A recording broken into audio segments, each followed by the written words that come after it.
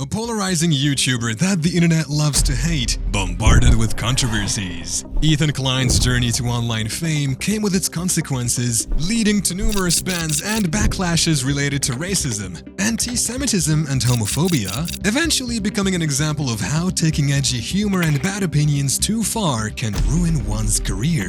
But who is Ethan Klein, and what are the reasons for his infamy? Before getting into the nitty-gritty of things, let's look at the man himself. I'm a YouTuber with a flawless reputation. Ethan Klein is an online content creator and podcaster with millions of followers on both social media and YouTube. Ethan was born on June 24th, 1985 in California. During his college years, the soon-to-be YouTuber suffered from anxiety disorders. In order to take his mind off things and explore his Jewish heritage, he decided to take a trip to Israel, during which he met his now wife, Hila Klein. I didn't know what compelled me, but I felt like that was an appropriate time to approach you. Something about the Holocaust Museum was just like, this is appropriate. This is the right time to say what up.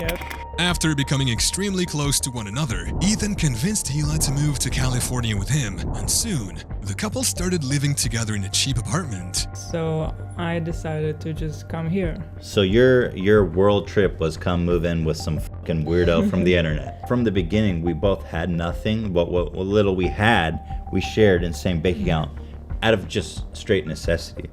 And I think we were teamed up. From that first minute, we were like teamed up, boy. In 2011, Ethan and Hila started their online careers by creating their first YouTube channel under the name H3H3 Productions. With no money in their bank and edgy humor on their mind, the duo started making content based on critiquing and reacting to polarizing videos in their own unique, stylish ways, eventually making them stand out among other commentary channels. The channel started gaining a reputation for critiquing internet trends. Guys, have you ever given a homeless person $1 and had a friend hide in the bush and film it and then put it on the internet so you could make like $10,000? Well, that is a phenomenon that's been going on YouTube a lot. And I'm starting to think that it's not about the dollar. On the range of online personalities which amassed a large following in return. Did you notice his pants matched his nipples? That's true. I don't know if you knew that because you're colorblind, but your pants match your nipple. That's kind of worth pointing out to the guy. The poor guy never knew. The channel began popping off faster than the duo anticipated. From there, the duo started to expand their reach in the online atmosphere and created a second channel called H3 Podcast on Twitch. The podcast began with conversational interviews with notable internet personalities such as Joe G, Post Malone, and Jake Paul.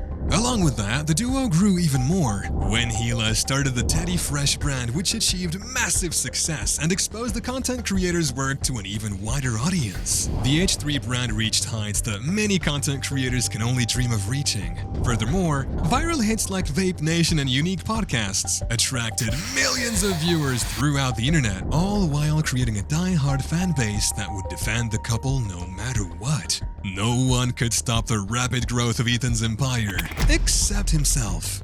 As over the years, Ethan began developing a reputation for being one of the most polarizing content creators on YouTube. Since 2016, Ethan has been beefing with online creators like Keemstar, Leafy is Here, Some Ordinary Gamers, and Trisha Paytas. One of the most notable online conflicts was with Keemstar, which lasted for almost 3 years. In May 2020, Ethan posted a video titled Content New Keemstar. In the video, Ethan calls out Keemstar's various feuds and controversies, even showing clips from his YouTube channel and tweets as receipts. You said to Augie this is going to be a big story that Keemstar doxed Destiny. I doxed Destiny. Where is the big story? Yeah, I dox people all the time. As well as alleging that Keemstar made false felony fraud allegations against Klein. Here we are back at the beginning of our video, where Keemstar was just accusing me of a felony fraud. But ladies and gentlemen, I am here to tell you that Ethan Klein is a liar!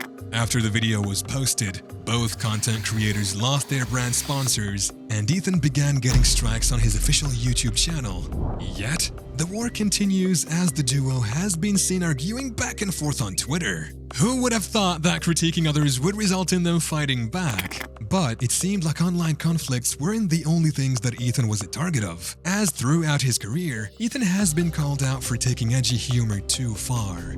This came to light in September 2019, when Ethan called out famous YouTuber YouTuber PewDiePie for using the N-word during a live stream. I don't think Felix is a racist person, but god damn, he really kind of just was really comfortable using that word.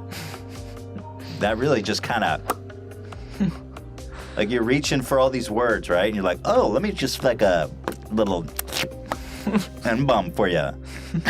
I mean, I know this is a point a lot of people say, but it certainly seems like that's not the first time he's used that word in that context. In the community's perspective, both YouTubers were friends at one point, which led to many calling Ethan out for being a backstabber and a hypocrite for using the N-word himself. So It's just been around the block. yeah, Everyone's just been So- borrowing it from each other. It's just a wonderful string of words that really gets you going. You. I love that. I can just This led to people leaving comments like, I'm a big fan, Ethan, but come on, you just used the N-bomb last April. What a great way to benefit of your friend's mistake. Great job, Ethan. Keep it up. But it seemed like the internet wasn't done with Ethan just yet, as the YouTuber would again become a target of cancel culture. In December of the same year, when he called the BTS fanbase having a gay twink fetish. I hate K-pop. I don't get BTS. K-pop? They look like they're just a bunch of... How did this become a thing in Western culture where all these grown men and little girls are jerking off to little K-pop boys? It's like a little fetish. It's like a little twink gay fetish about these K-pop boys. This response led to the hashtag H3H3IsOverParty start trending on Twitter, which had many people calling out Ethan for his homophobic remarks. But on the other hand, many fans stood beside Ethan and defended his comments by saying it was just edgy humor which got out of hand. By observing the volatile and careless behavior of Ethan Klein, we asked the questions. Has edgy humor and controversial takes jeopardized the H3 brand? Or is Ethan just another comedian who became a victim of cancel culture?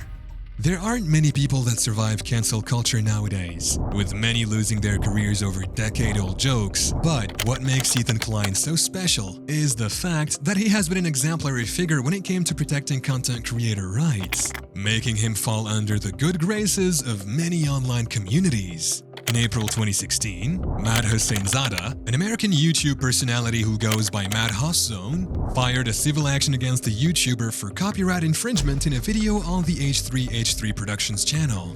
But Ethan stood his ground and justified his video featuring Haas by calling it fair use. We are being sued by Bold Guy, aka Matt Haas Zone.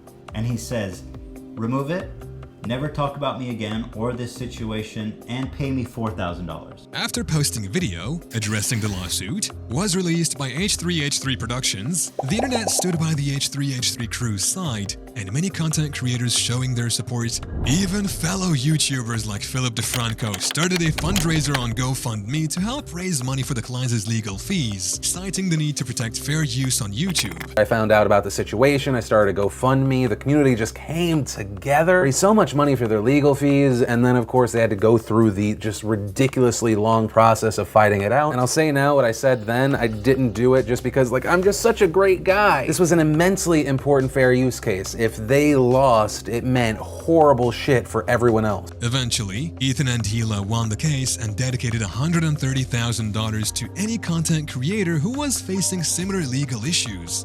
But this lawsuit was just an appetizer for what Ethan was about to face in the future, as in May 2021, Triller's founder Ryan Kavanaugh sued the H3 podcast for showing clips of Jake Paul versus Ben Askren fight, alleging copyright infringement. And Mr. Kavanaugh run a Ponzi scheme. Excuse me, I never fucking said that. Your ex-business partner's the one that said that, buddy. As reported in Variety magazine, a leading trade paper in the entertainment industry. Excuse me, fucker. I never said that you run a Ponzi scheme. The lawsuit became even more heated when Ethan fought back by hiring his own legal team, making Triller file 4 separate lawsuits in return. During the legal battle, Ethan became popular as the underdog, fighting against Hollywood elites like Ryan Kavanaugh, protecting online creator rights once again. With this display of dedication, many people throughout the internet supported Ethan's fight and cheered him on till the very end. As of now, the H3 crew has won 2 out of the 4 lawsuits, with others being delayed, showing that they won't back down from a fight no matter how much it costs. But it seemed like Ethan can't stop jeopardizing his own good reputation as he has once again fallen back into his old ways, making edgy humor and spewing controversial opinions on his podcast. The year 2022 was exceptional for Ethan, as he targeted multiple online celebrities and made tasteless jokes that landed him in hot waters once again. In April of the same year, Ethan made fun of James Charles's sexuality. If he's getting blasted in the ass hard enough, potentially, you may need to wear a diaper, or maybe it's for his boyfriend. And going even further to pressure a gay viewer into revealing his sexual preference. Do you find it offensive if I say, by being like, oh, he's probably a bottom? Is that the problem? Can I guess what is your preference?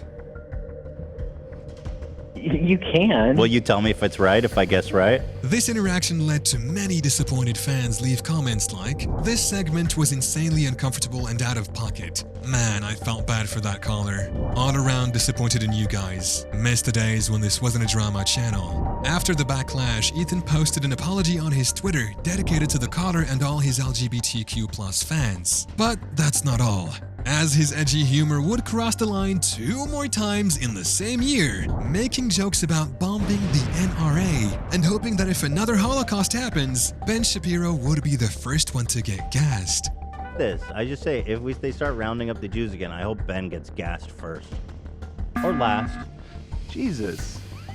Yeah. Really not to What's up? not to speak. Off the rails If I is speak, Wednesday. I'm in big Wednesday. trouble. Can I not say that? Yes. In You big can't, trouble. oh my God. Yeah, it's okay. What am I on one today. What am I gonna? I can't. I'm not doing anything. I'm getting gassed. This response from Ethan resulted in a podcast being taken down by YouTube and tearing the H3 fanbase apart. Some defending his anti-Semitic jokes because he's Jewish himself, and some calling him out for going too far. Even after so many controversial events and backlashes, one would assume that a person is going to tone down the intensity of edginess and start a new clean path. But as of 2023, Ethan is still making headlines for his polarizing antics and apologizing afterwards, like he always does. But by looking into the controversial history of Ethan Klein, we wonder, are his controversies a part of his nature, or are they just marketing stunts for him, trying to stay relevant in the online atmosphere?